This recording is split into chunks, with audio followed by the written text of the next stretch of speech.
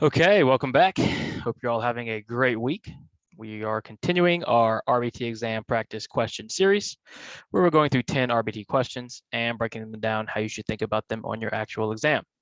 So if you're new to the channel, welcome. If you're returning, welcome back. Please like and subscribe. If you're looking for our study materials, please check out rbtexamreview.com. We offer 3 full practice exams, a task list study guide. Our combo pack comes with everything and flashcards. And of course, we have our competency study guide as well. So be sure to check out all of those materials. Questions, comments, please let me know. Leave them below or email me. I'm happy to help. Other than that, keep working hard, keep studying hard. Get to our questions. Question 1. The client's mom is observing you as you run your session in the client's home. The mom is curious about the prompting procedures you are using and requests that you show her how to properly use prompting. How should you respond? All right, so pretty common scenario. If you work in home, a lot of people or a lot of parents enjoy watching you run session, and they're usually curious about how we do things, right? Parent training is a big part of our job. Now, as we know, RBTs aren't responsible directly for parent training. RBTs assist in parent training. RBTs are responsible for implementation. However, RBTs can certainly be given permission to perform parent training. Okay, so if you've been working a long time or you know the client very well, chances are you might be involved in some parent training. Okay, in this scenario, the mom wants you to teach her in the moment how to properly use prompting. So how should you respond to that request? Okay, do you A, request that the mom not observe session? Well, you never want to do that. Okay, they have the right to observe session. We want to actually encourage them to observe session.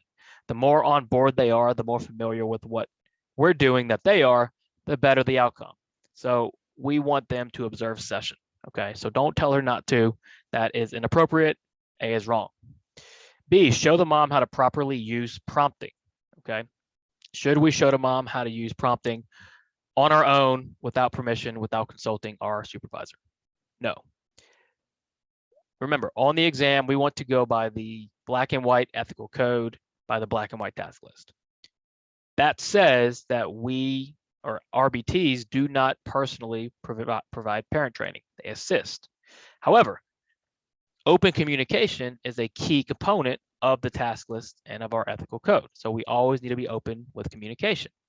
So if we look at C, you contact your supervisor and ask how to proceed. That's more along the lines of what you should be doing. Okay, don't immediately jump into giving parent training and answering all these questions. First, reach out to your supervisor and ask how to proceed. Your supervisor might tell you, yes, go ahead, show them how to prompt. Okay, that's what typically happens, right? But the first thing in the chain of command is to contact your supervisor. When in doubt on the exam, always pick the answer that encourages the most communication. Okay, that's a pretty hard and fast rule. And then D, tell the mom that training cannot be provided. Again, incorrect. We want to provide parent training. Parent training is very important for the success of our clients. Okay, however, we want to be sure we're doing it the right way, doing it with permission. So how should you respond as the RBT? Contact your supervisor, ask how to proceed. The Dallas Cowboys suffered another embarrassing playoff loss last weekend. Cowboys have now gone several years without making a Super Bowl. If you wanted to take data on how many years since the Cowboys made the Super Bowl, what data collection method would be most appropriate? Dallas Cowboys lost again. You want to figure out how many years has it been since the Cowboys made the Super Bowl. For measurement questions, ask yourself, am I measuring time or am I measuring an amount? In this case, it's a little tricky, right? Because we're looking at years, okay? So in a sense, it's time, but we're really looking at how many years. So we're looking at the amount of years. Knowing that, we know we're not going to be dealing with a time component. We're not going to be dealing with latency. We're not going to be dealing with duration. Latency, of course, is time in between the SD and the response. Duration is the total time of a response. Regardless, A and B don't fit, but it's a good place to start. So we know we're going to be counting how many years since the Cowboys last made the Super Bowl. Are we going to use rate or are we going to use frequency? Well, rate, once you get the frequency, the count, you add a time component to it. And again, it's not necessary in this case. All we need to know is how many years since they made the Super Bowl. You're simply going to count the number of years. That's going to be your answer. So what data collection are you going to use? frequency. Don't overcomplicate measurement, okay? Measurement systems are designed to be simplistic, therefore we can take accurate measurement. We want the simplest measurement that's going to give us the best answer. And if we're just counting how many years since Cowboys made the Super Bowl, frequency is all we need. So frequency is going to be our best answer. What is the primary difference between a motivating operation and a discriminative stimuli? So we know the motivating operations and the discriminative stimuli are antecedents. They come before our responses, okay? And they often evoke responses. So we need to know what is the primary difference between these two things. A, an MO, which is a motivating operation, and an SD, which is a discriminative stimuli. An MO is an antecedent, and an SD is a consequence. That, of course, is incorrect. An MO and an SD, they're both antecedents. They both come before the behavior, okay? So that's important to remember. If we think about our contingency and we look at B, think about ABC, antecedent, behavior, consequence. In other words, SD, response, consequence. That SD comes right before the response. What comes before the SD? Well, the MO. B says the SD comes before the MO and impacts the MO. That is incorrect. The MO comes before the SD. If we take our four-term contingency, we have MO, SD, response, consequence. So B is incorrect. We're still looking for the primary difference. C, the MO alters the value of a consequence and the SD signals the consequence is available. Correct, okay? So the MO is going to change the value of a reinforcer or a punisher, some sort of consequence. The SD is going to signal that thing is available. The most common example, okay, you're running, you run a marathon, you're very thirsty, motivation to drink water is very high. That MO is altering the value of the water. Only when you see the water is available is there an SD that you can drink the water. So a water fountain, a cup of water, a bottle of water, whatever it might be, okay? That's the primary difference. MO alters the value, SD signals it's available. Let's read D. Always read all of your answer choices. D, the MO signals the consequence is available and the SD alters the value of the consequence. We just reviewed that, right? It's the opposite. MO alters value. It makes you want or not want. SD says, hey, this consequence is available. Our answer is C. What are you trying to establish when using a high P, low P request sequence? Start with identifying what the high P, low P request sequence is. Don't just read the answer stem or the question stem and jump into the answer choices. Slow down, establish what you're looking for. You know you're looking for the high P, low P request sequence. What are we doing with the high P, low P?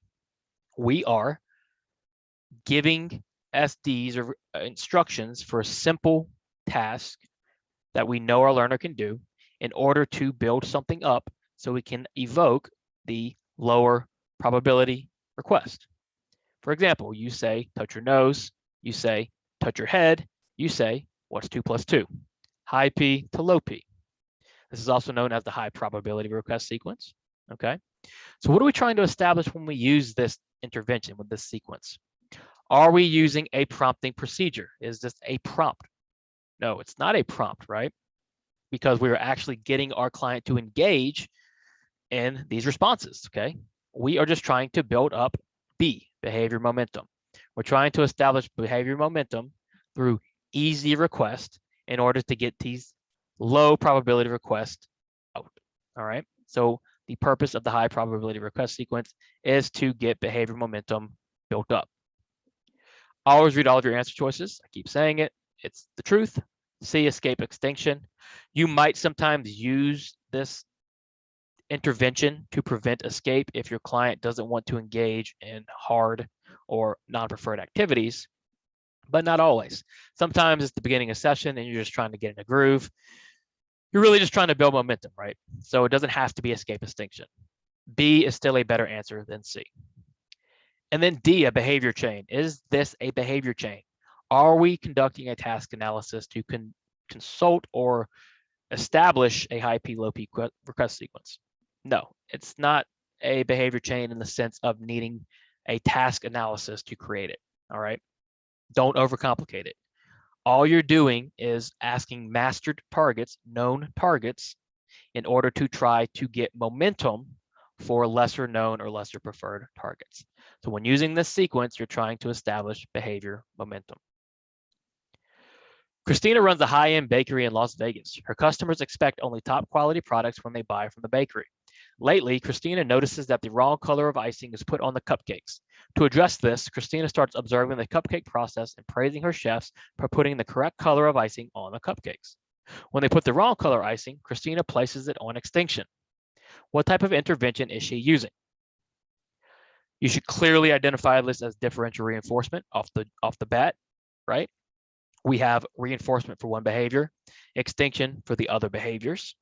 Now we need to identify what differential reinforcement procedure we're using. And we're going to focus on DRO, DRA, and DRI. Those are the ones you really need to know for the exam. So what do we ask ourselves to start when dealing with differential reinforcement? We ask ourselves, are we teaching a replacement behavior? Are we reinforcing in the absence of a behavior? If we're teaching a replacement behavior, DRO cannot be our answer. In this case, are we teaching a replacement behavior? Absolutely. Putting the correct color of icing is replacing putting the wrong color of icing. Okay? We're not reinforcing anytime they don't put the wrong color. We're actually trying to build up a replacement behavior. Therefore, we need to look at DRA or DRI. DRO is reinforcing in the absence of a behavior. DRA and DRI, we are actually reinforcing for a behavior occurring, which is what's happening here. So now we ask ourselves, is it DRA or is it DRI? Is this alternative or is this incompatible? Well, we know DRI incompatible. The replacement behavior cannot receive reinforcement and it cannot occur at the same time as the other behavior occurring. It's tricky. Could you possibly put the right color and the wrong color at the same time? Yes. Are you going to receive reinforcement? No. Okay. You can only receive reinforcement if you put the right color and not the wrong color. Therefore, these behaviors are incompatible. You can't ice the cupcake correctly and incorrectly at the same time. It's not going to work. Okay. Therefore, what type of intervention are we using? We're using DRI. Differential reinforcement's a little tricky at first, especially if you're just starting out. Don't get nervous. Don't get intimidated. Take it slow. Break the questions down. Do a lot of differential reinforcement questions. I normally suggest learning it near the end of your studying, so you're very good at everything else. It's one of the more complicated things, okay? It just takes practice. It takes time. Easy question. Continuous reinforcement is also known as what? So on the RBT exam, you've got a bunch of questions. Not all of them are going to be overly difficult. Some of them aren't too hard, okay? In this case, it's a pretty easy question. Continuous reinforcement is also known as what? Well, what do we know continuous reinforcement is? Continuous reinforcement is reinforcing every instance of a response or every instance of a behavior, okay? So every time it occurs, we reinforce it. What basic schedule are we then looking at? Are we looking at FR1, FI1, VR1, or VI1? Well, we know it's not going to be our variable schedules, okay? Because variable schedules, you're never going to reinforce every instance of a behavior, okay? So we can eliminate C and D. It leaves us with A, FR1, and B, FI1. Continuous reinforcement, we reinforce every instance of a behavior. With an FI1, when are we reinforcing? We're reinforcing after a minute has passed and the behavior's occurred. Meaning you can engage in that behavior as many times as you want within that minute, but the minute has to pass or elapse before we reinforce. So it's not true continuous reinforcement. The only true continuous reinforcement is going to be FR1, where every instance of the response or the behavior is reinforced. Use the data in the table below. How would you describe the trend of your data? All right, what is trend? Trend is the direction the data is going. This is sort of like a graphing question, okay? It's graphing terminology. I always say, don't be intimidated by graphing. It's not scary, it's not hard, right? We're just reading data, easy data at that. So with trend, we're looking for the data. Is it moving upwards? Is it increasing? Is it moving downwards? Is it decreasing?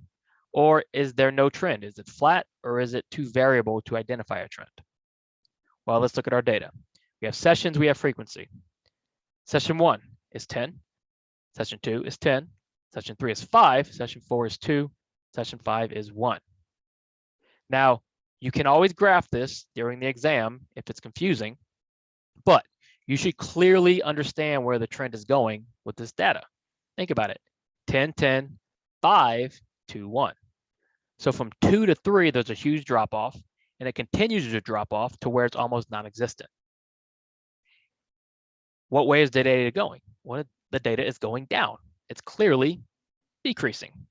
And that's all there is to analyzing basic line graph data. Basic trend data, that's all there is to it, okay? Don't be intimidated again by graphing questions. They might ask you 2 or 3. They're never going to be overly difficult. Slow down, take a breath, answer it to the best of your ability. It is your client's birthday. You and your coworkers throw the client a birthday party at your clinic. You take a bunch of great pictures and post a few to your personal Instagram account. Is this acceptable? There's very clear rules given in the ethics code about social media, okay? And remember, for the exam, we want black and white ethics code. So it's not about the clinic you work at, okay? It's about the ethics code they are testing you on. And when we're asking about personal social media accounts, should we be posting clients to those accounts? A, yes, nobody knows the client. That's irrelevant, okay? You can't talk about clients to people even if they don't know the client. So you certainly can't share pictures of those clients with people even if they don't know the client.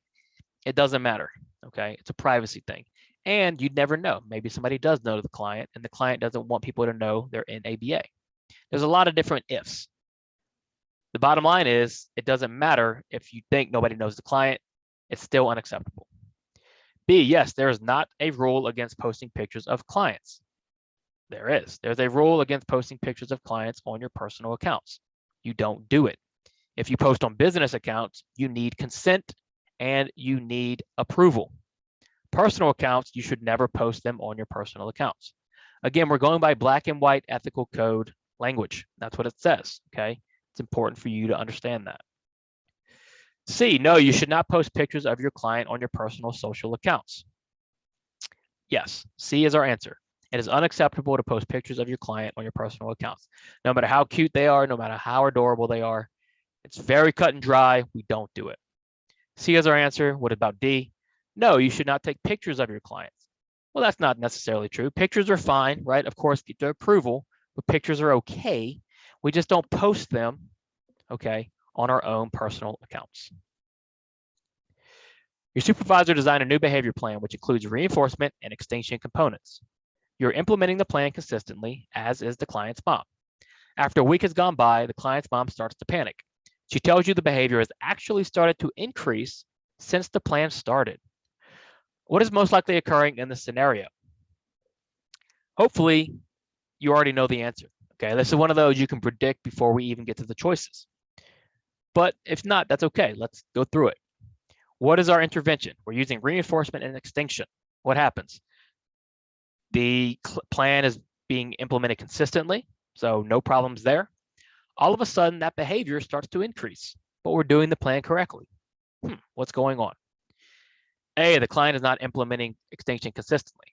Well, we know that's incorrect. That's not true because in the question, it says the client's mom is implementing the plan consistently. Don't try to change the question choices or how the question is presenting the information. Just use the information as is. A is not correct because the client is implementing correctly and consistently. B, the behavior was accidentally reinforced. Maybe, but based on our information, the client is implementing the plan consistently. Okay, she's doing it how we're asking her. So possibly, what's the more likely scenario though? How about C, the client is experiencing an extinction burst. What's an extinction burst? An extinction burst is a temporary increase in the behavior put on extinction. What's occurring? The behavior has actually started to increase since the plan started, since it's been on extinction. Most likely answer, most likely scenario is C. The client is experiencing an extinction burst. This is why we always choose the best answer, and this is why we always read all of the answer choices. If you had stopped at B and said, well, probably reinforced, you would have missed the question because you would have missed the better answer, which is C. And then D, the behavior plan is ineffective. No, the plan is effective. If our behavior is going through an extinction burst, we're doing it correctly. Okay, it's cause for celebration. So C, the client is experiencing an extinction burst. We need to support her and tell her to keep doing what she's doing. It's expected for this to happen, eventually the behavior will decrease. Johnny is at a red light looking at his phone. Once the light turns green, Johnny doesn't start moving for almost 10 seconds, at what point the car behind him honks and Johnny starts to accelerate. The time from the light turning red to Johnny moving is considered what? So what happens? Johnny, right? The light turns red. Johnny's playing on his phone. A guy behind him honks, a little prompt, and then Johnny starts to accelerate. So from the time the light turns red to Johnny moving is considered what? What do we consider that length of time? Well, it's the time in between the SD and the response. And when we're measuring the time in between the SD and the response, which is going to be 10 seconds, we're measuring what? Are we measuring latency? Yes, latency is the time in between the SD and the response. So from the time the SD, the red light happens, to the time Johnny moves is 10 seconds. Yes, there's a prompt in between, but we're just worried about the time from the light turning red to Johnny moving. Therefore, we're measuring latency. We're not measuring duration. We're not measuring how long Johnny responds or how long he drives. We're not measuring rate or frequency because we're not counting anything, so we can eliminate those. Our best answer is A, latency. Okay, hope you enjoyed. Please like and subscribe if you did. All our study materials, rbtexamreview.com. Make sure you find those and look those up. Any questions, comments, let me know. Keep working hard, study hard. See you soon.